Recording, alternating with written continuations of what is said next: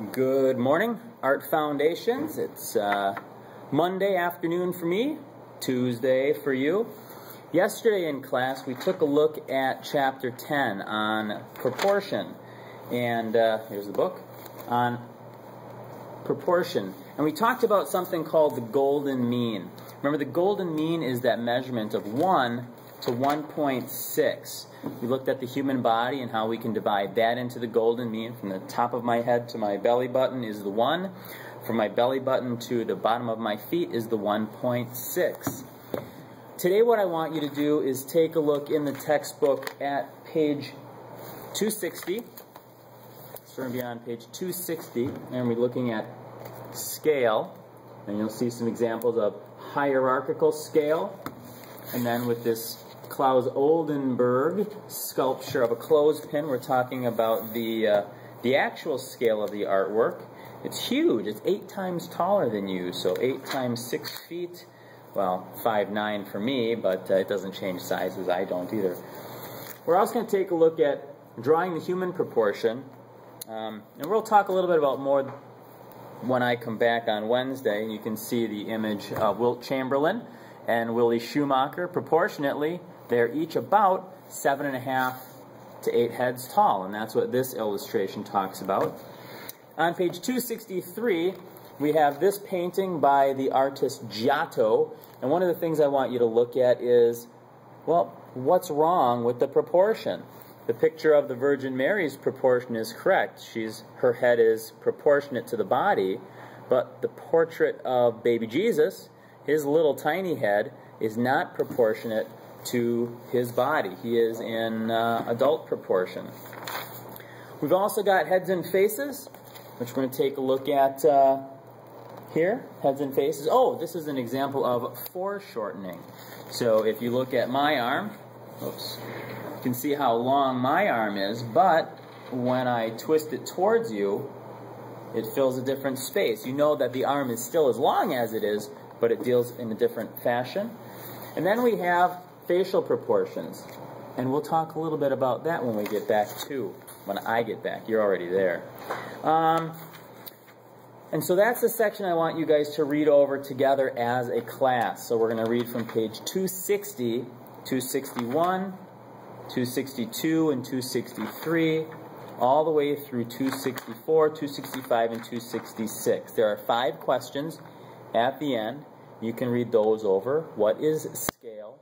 What are the 2 kinds of scale presented in a work of art? Describe hierarchical proportion. How does the credit line help you understand the scale of an artwork? And explain foreshortening. And then we've got our few terms in the chapter, and they are scale, hierarchical proportion, and foreshortening. What I'd like you to do after we're done reading is you're going to take a piece of white paper, which I'll have cut ready for you, and it's already been cut to the golden rectangle. So this piece of paper is going to be cut 8 by 14. So that's roughly the golden rectangle. What I'd like you to do then, and I wish I had a ruler to do this for you, is I'd like you to measure. I want you to take the paper, measure it out. Cut my eyeball.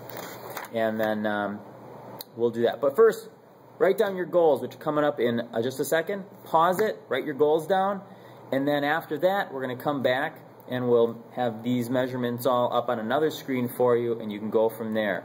Otherwise, read your chapter, take your notes, draw out your set of lines that we're going to use for our next painting and collage. Oh my gosh, we're going to do mixed media artwork. Ah!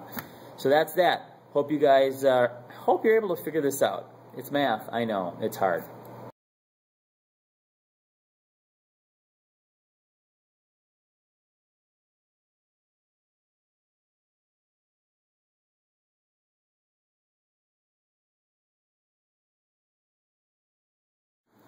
Well, hello Art Foundations guys. Well, welcome to my kitchen. You can see that I've switched from the ISS room to home.